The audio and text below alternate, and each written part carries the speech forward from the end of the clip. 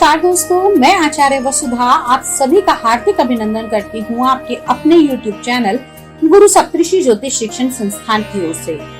दोस्तों, आज हम बात करने वाले हैं साप्ताहिक राशिफल के बारे में।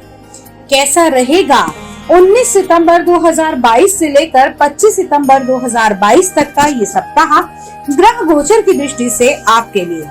लेकिन उससे पहले हम बात करेंगे व्रत पर्व और त्योहारों की। कौन कौन से विशेष व्रत पर्व और त्योहार इस सप्ताह में आने वाले हैं। जैसा कि हम सभी जानते हैं कि ये भाद्रपद कृष्ण पक्ष चल रहा है और इस समय श्राद्ध पक्ष चल रहा है। तो दोस्तों, 21 सितंबर 2022 को इंदिरा एकादशी रहेगी, 22 सितंबर को द्वादशी रहेगी तथा इस दिन उन लोगों का श्राद्ध किया जा सकता है जो किसी प्रकार दुर्घटना से जिनकी मृत्यु हुई हो। 23 सितंबर को प्रदोष का व्रत रखा जाएगा। 24 सितंबर को शुक्र कन्या राशि में प्रवेश करेंगे और होंगे नीच के।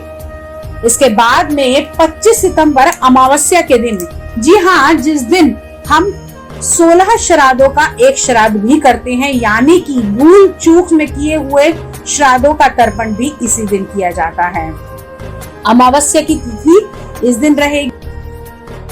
चलिए अब बात करते हैं कुंभ लग्न वाले जातकों के लिए कैसा रहने वाला है ग्रह गोचर की दृष्टि से ये सप्ताह आपके लिए। कुंभ लग्न वाले जातकों के लिए बात करूं तो मैं 19 सितंबर 2022 से लेकर 25 सितंबर 2022 तक की जो स्थिति रहेगी वो रहेगी। देवगुरु बृहस्पति विराजमान रहेंगे आपकी कुंडली के दूसरे भाव में। राहु का गोचर रहेगा कुंडली के तीसरे भाव में।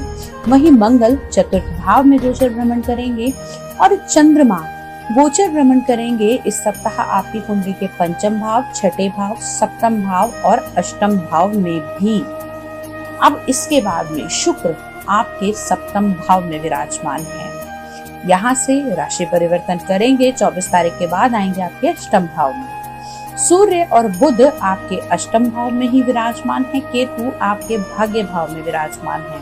वहीं शनि गोचर भ्रमण कर रहे हैं आपकी कुंडली के द्वादश भाव में। अब जान लेते हैं इन सभी ग्रहों का मिला जुला असर क्या रहने वाला है आपके जीवन पर। सबसे पहले बात करते हैं आपके स्वास्थ्य के बारे में। तो दोस्तों, अगर हम बात करें आपके स्वास्थ्य की तो आपके लग्न के स्वामी अपने से 12वें भाव में स्वराशि के होकर विराजमान है। थोड़ी सी दिक्कतें इस समय में आ सकती हैं। स्वास्थ्य से जुड़ी हुई समस्याएं जैसे कि आपकी बोन्स की प्रॉब्लम इस समय में आपको हो सकती है, जोड़ों के दर्द हो सकते हैं आपको, तो उसका थोड़ा सा ध्यान रखने की आवश्यकता है। अब दूसरी चीज, इस सप्ताह में राशि परिवर्तन होने वाला है शुक्र का और चंद्रमा का। शुक्र आपके सप्तम भाव में विराजमान है और आपकी कुंडली के चतुर्थ भाव और नवम भाव यानी कि एक केंद्र और एक त्रिकोण के स्वामी माने जाते हैं। और इन दोनों भावों के स्वामी का अष्टम भाव में आकर विराजमान होना कहीं न कहीं हेल्थ से जुड़ी हुई समस्याओं का आपको सामना करना पड़ सकता है। साथ ही साथ इस टाइम पीरियड के दौरान आपको थोड़ा बहुत खर्चा या फिर कहें कि इस समय में पैसे का अपव्यय आपका अधिक हो सकता है। हो सकता है कि इस समय में आपके परिवार के सदस्यों को लेकर या फिर आपके जीवन साथी को लेकर आपका व्यय अधिक हो। लेकिन वहीं मैं दूसरी तरफ ये भी कहना चाहूंगी कि शुक्र जब अष्टम भाव में आएंगे तो यहाँ नीचभंग राजयोग भी बनेगा, लेकिन ये इतना उत्तम नहीं बन पाएगा क्योंकि ये अष्टम भाव है। आपको इस सप्ताह के अंदर अगर हम देखें तो थोड़ा सा अपनी आर्थिक स्थिति का ध्यान रखने की आवश्यकता है। आपका इन्वेस्ट किया हुआ पैसा, आपका बचा के रखा हुआ पैसा इस समय में गड़बड़ा सकता है क्योंकि अष्टम भाव के शुक्र की दृष्टि भी आपके संचय के भाव पर रहेगी।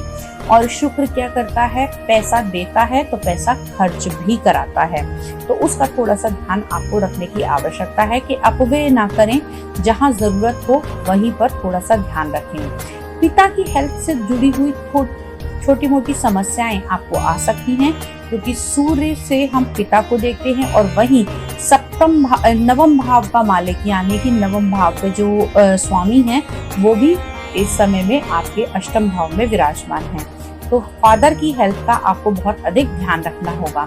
इस सप्ताह के अंदर आपके छोटे भाई बहन, आपके दोस्त, आपके मित्र, आपके संबंधियों के साथ में थोड़े से रिश्ते गड़बड़ा सकते हैं। हो सकता है छोटी मोटी कहा सुनी भी आपकी हो जाए। अब बात कर लेते हैं आपके चंद्रमा के बारे में। जी हाँ, मन का कारक चंद्रमा। सप्ताह की शुरुआत में सबसे अच्छे जो आपके रिलेशन रहेंगे वो रहेंगे आपकी संतान के साथ में।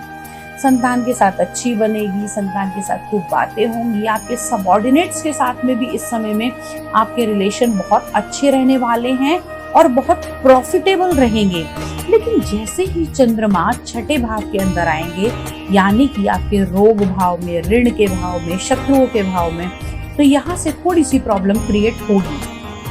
उससे बचने के लिए आप भगवान का रुद्राभिषेक कर सकते हैं। यदि अगर गन्ने के रस से अभिषेक करेंगे तो आपको सभी प्रकार के आनंदों की अनुभूति होगी और आपके जीवन में आने वाली बहुत सारी समस्याओं का हल भी आपको मिलता हुआ दिखाई देगा।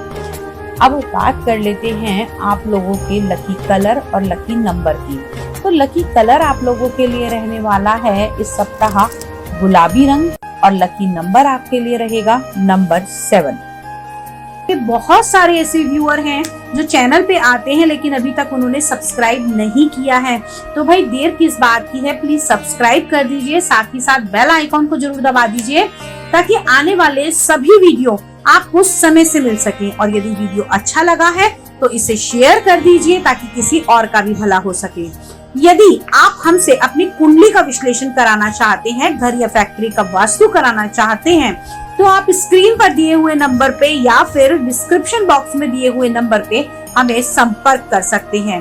दोस्तों, इसके अलावा अपने लाइव शो में फ्री सेवा का भी आप लोगों को मौका देती हूँ। साथ में आप लोगों के सवालों के जवाब बिल्कुल फ्री देती हूँ। उसके लिए जुड़े रहिए हमसे। हमारे YouTube चैनल पर गुरु सप्तऋषि ज्योतिष शिक्षण संस्थान आपका हार्दिक अभिनंदन करता है। वाणी को यही विराम देते हुए तब तक के लिए जय मां भगवती।